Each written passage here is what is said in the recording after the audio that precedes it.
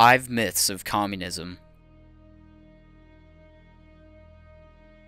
Myth number 1. Communism denies freedom. The Soviet Constitution provides many rights and freedoms that are not included in the American Constitution. The right to work, equal rights to all citizens, and the elimination of unemployment were all present in the Soviet Constitution. The working people were afforded great freedom of speech, assembly, and the press.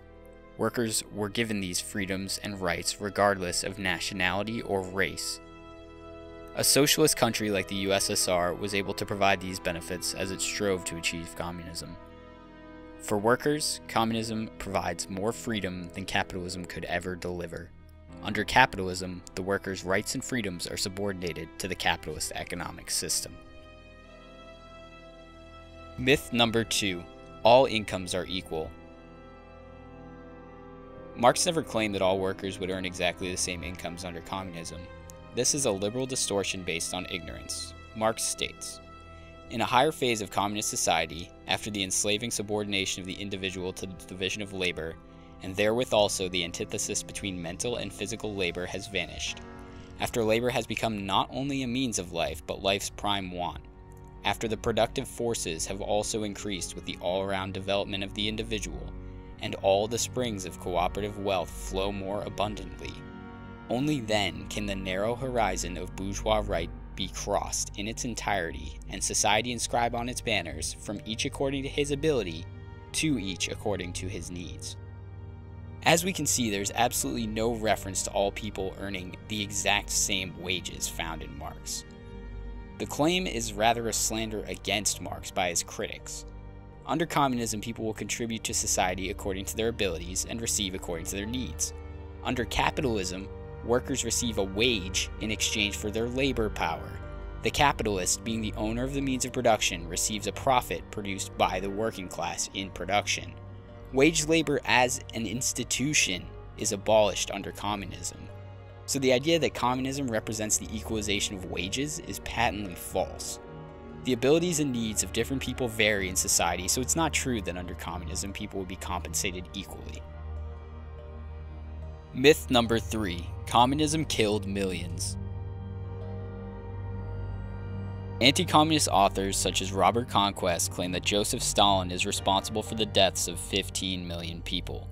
These claims are based on the fact that the Soviet population grew from 158 million to 169 million between the years 1930 and 1939.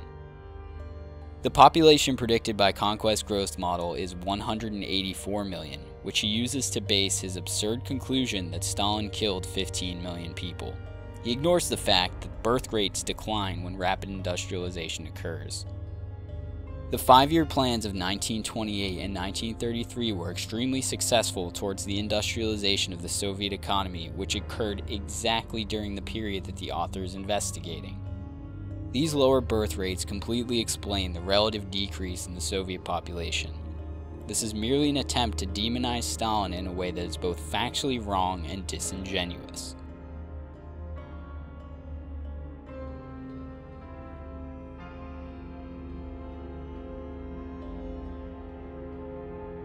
Myth number 4. The man-made Holodomor famine.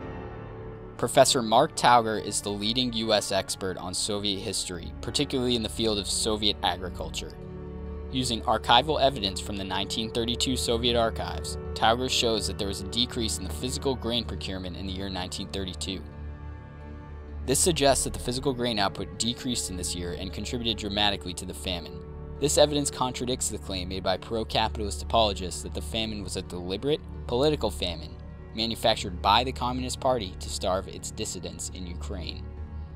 If the famine was indeed manufactured, we would expect to see stable procurement levels. This outrageous proposition that the famine was just a political act is not supported by evidence and should not be taken seriously. Myth number 5. Communism is an economic failure. The Soviet economy demonstrated that a planned economy can achieve economic success and growth.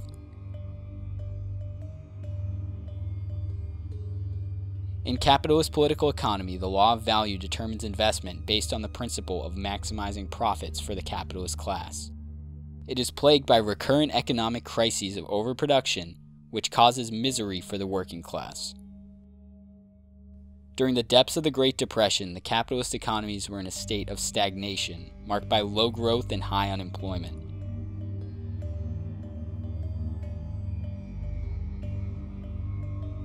By contrast, the gross domestic product, a standard measure used by modern economists to measure output, increased in the Soviet Union by 78% between 1928 and 1940. Despite a civil war, a famine, and a great defensive war, the Soviet economy experienced spectacular growth.